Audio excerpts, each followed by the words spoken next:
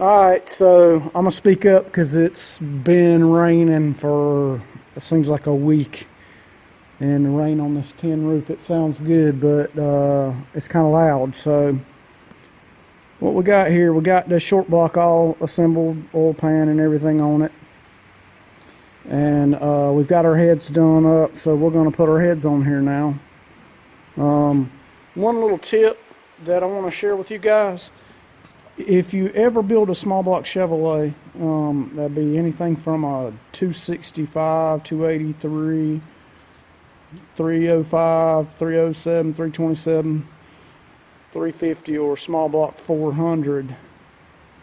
If you have machine work done and you get the block back from the machine shop, before you bolt the heads on, make sure this plug right here is in the block. If that plug is not in the block and you put the heads on, when you crank this motor up, you're going to have a bad day because you're going to have to pull the heads back off to put this plug in. So just make sure, sometimes they take that plug out when they clean the block, and you want to make sure that it's back in, because if it's not, you're going to have massive oil leaks. So just make sure that plug goes back in. So like I said, we got everything cleaned up. Took the time and cleaned all the threads on all the head bolts so that you don't get a false torque reading. Now, some of them still have the factory sealant on it. We're going to put a little sealant on every one of these bolts just to make sure that water doesn't weep up the holes, coolant from the engine. But these small blocks up to the mid-90s, the head bolts were reusable. You know, most new motors have torque to yield bolts. And the way to tell if you've got a head bolt that's for a small block Chevrolet that is a torque to yield, the regular head bolts will have a 5/8 head on it. The torque to yield head bolts will have a 1/2 inch head on it. So if it's got the small head on it, that's a torque to yield bolt and should be replaced whenever it's removed. So, but these are the old style head bolts, so we just clean them up real good. We'll put a little sealant on the bottom of them and put them in and torque them. Now, I said in my last video that, you know, the title of this series is a budget build, but we're not cutting any corners on parts. As you see, these are Fel-Pro head gaskets. If you use a quality head gasket or a quality gasket period, you have less likely to have leaks and problems later on. Now, when you put these head gaskets on, or any head gasket, or any gasket for that matter, you want to make sure the writing is on the upside. The writing should be up. And then you've got dowel pins that keep them lined up.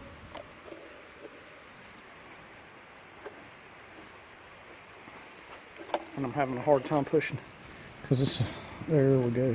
Right. So just push it down and you hear it lock in on the dowel pins there, and that'll keep the gaskets from sliding out until you can get your heads on there.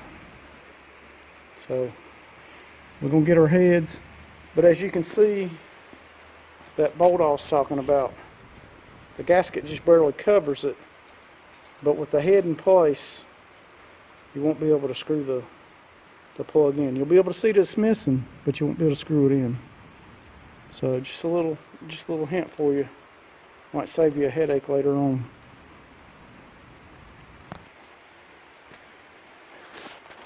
Alright, so I got my head set on here, and although you have the dowel pins to hold the heads on, I like to put just a couple bolts in each head to hold it on until I can get all the bolts in.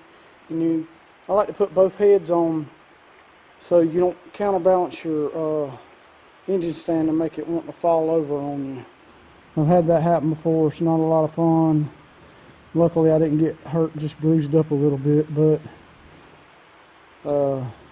cast iron fall on you from 4 foot onto concrete, chop a finger off or break a bone or something, so you don't want that to happen.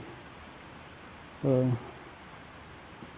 we're going to take all our head bolts and put just a touch of sealer on the ends of the threads to keep the coolant from creeping up the threads and causing you some problems later on.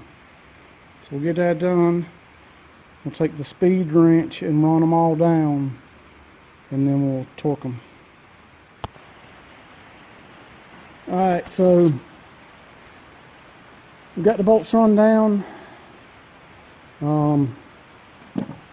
We got a torque sequence on it. You can look them up in a book, but it's basically just spreading the torque out from the center out. And you center down, down, up, down, up, down, around. You can look, like I said, you can look it up on the internet anywhere.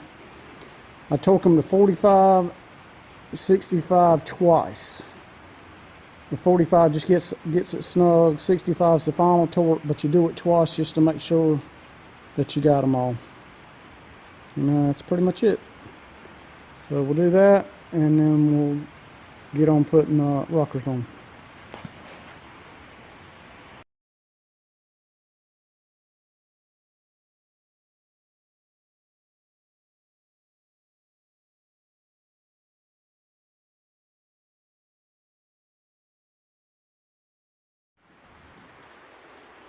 Now, as I put my push rods in, I like to blow through every one to make sure they're not stopped up. You don't want any oil flow problems to your top end because you got a stopped up push rod.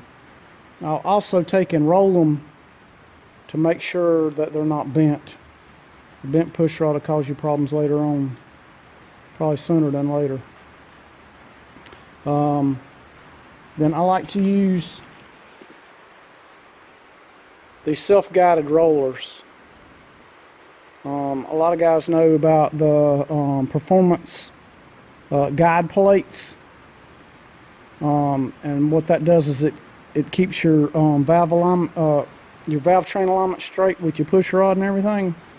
But the push rod guide plates require a lot of machining and stuff, and these self-aligning rockers, they align on your valve stem so they can't turn on you.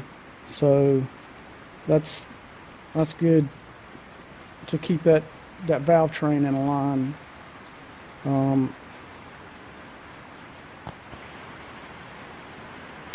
Alright, so after I get my rocker arm balls on, I don't push them all the way down, because what I like to do is I like to pour a little bit of lube, like STP or something like that, thick. I pour that down in there and let it coat my rocker arm balls real good, so they'll have something in there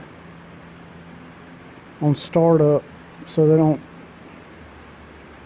they're not dry till the oil pumps up.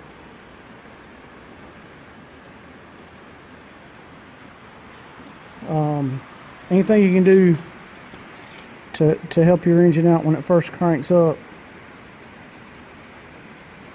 to get to make sure it's lubed up, keep the friction down.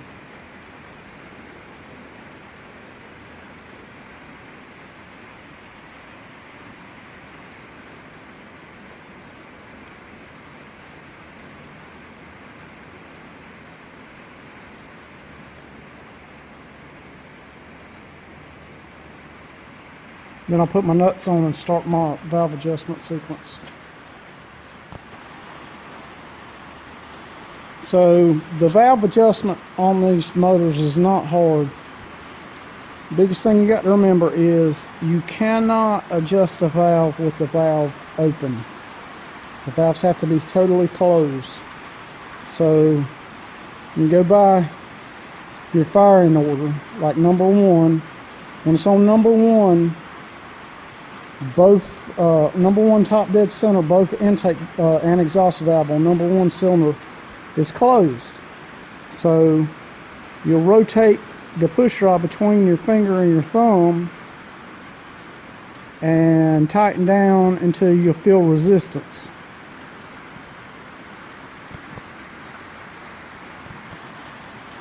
And once you feel the push rod tighten up, then you go one half turn more.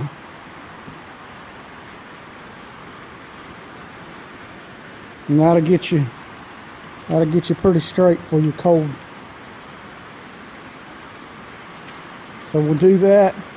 Then we'll turn the motor over in quarter turn increments. So you'll do 2 complete revolutions when you're doing this. And you adjust all your valves like that. Pretty easy. Just like I said, rotate the push rod between your thumb and your forefinger until you feel resistance. As soon as you feel resistance and tighten up, then you go a half a turn more. And while you got your intake off, this is a good time to tell if your valves are both shut, both your lifters will be all the way at the bottom of the bore. That's got a valve open. That's got a valve open. That's got a valve open. So you can tell that one's got a valve open. So you don't want to adjust them because it won't be right. But that's how you do it. Alright, so we got all our lifters adjusted out. And basically all we got left to do is the intake and the motor assembly, intake and valve covers, and the motor assembly be done, which